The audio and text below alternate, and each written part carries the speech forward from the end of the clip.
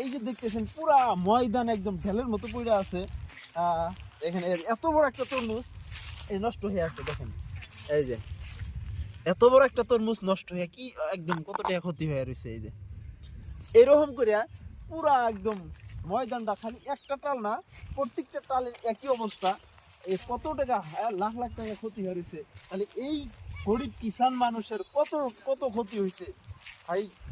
আমরা মুখ দিয়ে করাটা বহুত আসান, বহুত সহজ, কিন্তু এটা প্র্যাকটিক্যালি যখন আমরা দেখি, আমরা নিজে যদি করি, তাহলে হ্যাঁ বুঝবার পামু যে কত কঠিন এটা। কম খাটনি জানাই, এই এত বড় একটা এরিয়া, এত বড় একটা এরিয়া আবাদ করার জন্য কম খাটনি হয় নাই। এই হওয়া ফসলটা যখন নষ্ট হয়েছে, তখন ওই মানুষের ভিতরে কি কি গুজরিতেছে, কি হালাতের মধ্যে আছে ওই মানুষটা। আমরা এটা নিজে যতদিন পর্যন্ত না করছি ততদিন